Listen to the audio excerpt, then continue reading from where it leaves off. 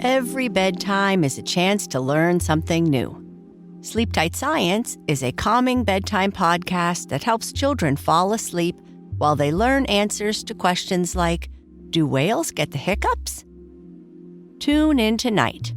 We've got bedtime down to a sleep tight science. Listen to Sleep Tight Science on the iHeartRadio app, Apple Podcasts, or wherever you get your podcasts.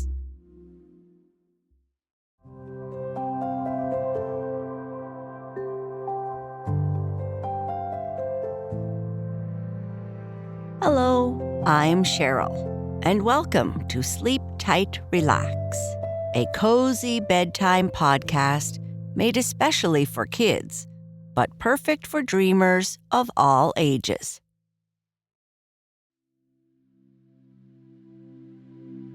Hello, friends. Welcome to Mindful Monday. In this episode, we are going to talk about sleep. Now, let's continue by finding a comfortable spot, free from distractions, where you can have a more purposeful posture. Maybe in a chair or sitting up straight on the floor. Of course, you are also welcome to lie down. When you are ready, close your eyes, relax your body, and just notice how you are feeling now. Maybe you are excited or anxious, or maybe you are tired. However you feel is okay. This time, we are going to rely on our imaginations again. With a little imagination, we can do anything or go anywhere. Let's pretend that we are a big bear and we are sleeping. If it's wintertime where you are, you can pretend you are a bear hibernating. When bears breathe, they take big breaths. So let's try this. Inhale through your nose. Pause. Exhale out the nose. Pause. Breathe in for a count of 3 or 4. Then pause for a count of 1 or 2. And then breathe out for a count of 3 or 4. And pause for a count of 1 or 2.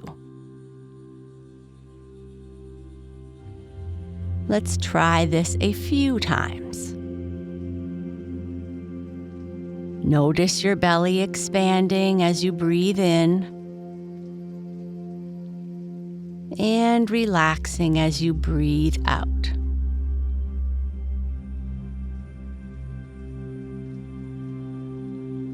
If you are distracted by thoughts or emotions, just return your attention to your breath.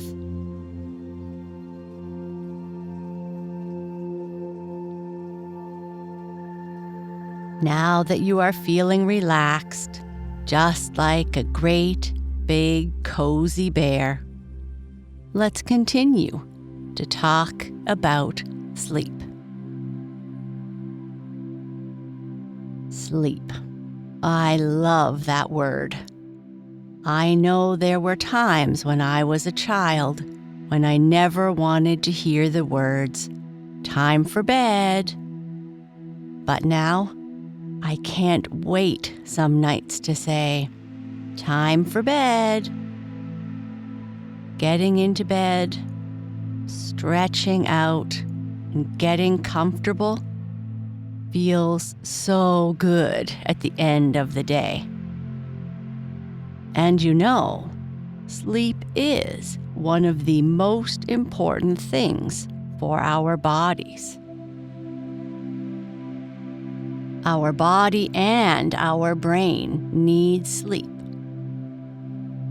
No one is exactly sure what work the brain does when you're sleeping, but some scientists think that the brain sorts through and stores information, and you solve problems while you snooze.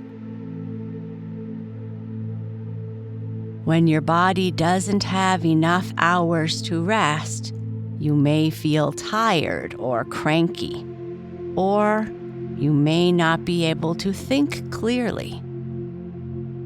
You might have a hard time following directions, or you might even have an argument with a friend over something really silly. Schoolwork that's normally easy may feel impossible, or you may feel clumsy playing your favorite sport or instrument. Most kids between the ages of 5 and 12 get about 9.5 hours of sleep a night.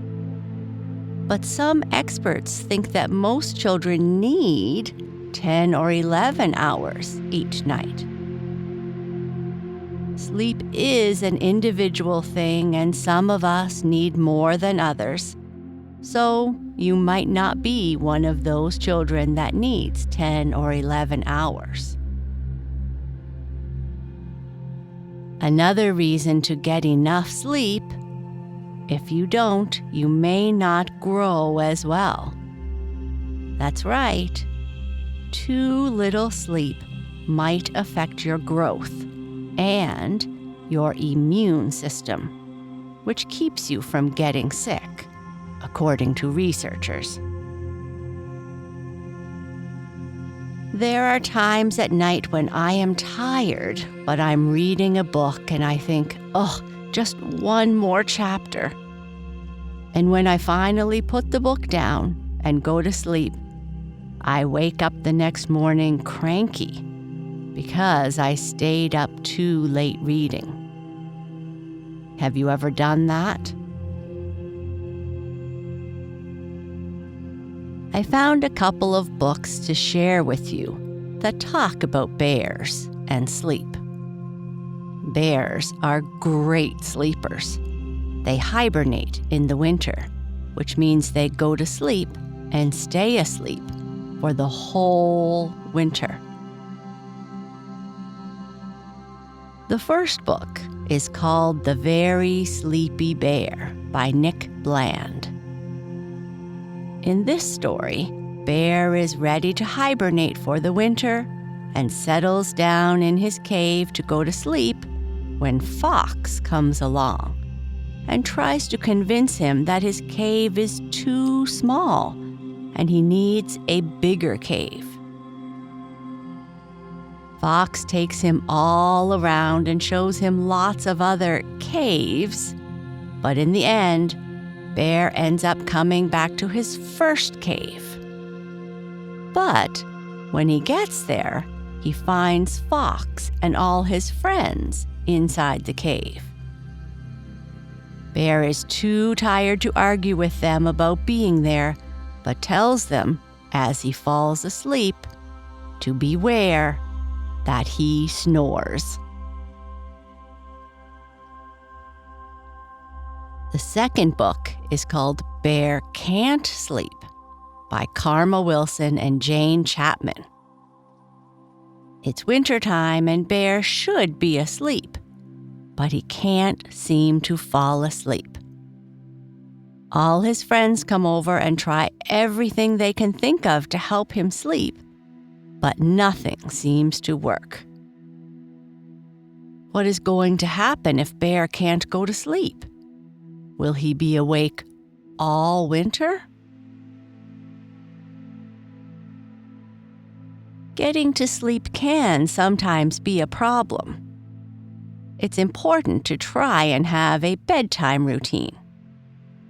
You should try to go to bed at the same time every night. This helps our body get into a routine. You might try a warm bath or no TV before bed.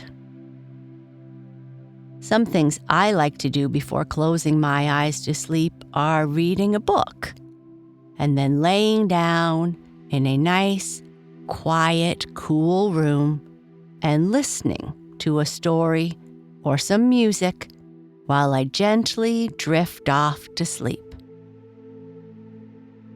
Meditation and deep breathing are also great ways to help you get to sleep. And speaking of sleep,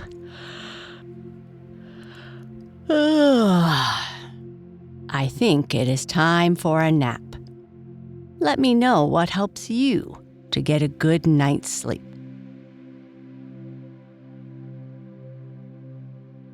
Good night. Sleep tight.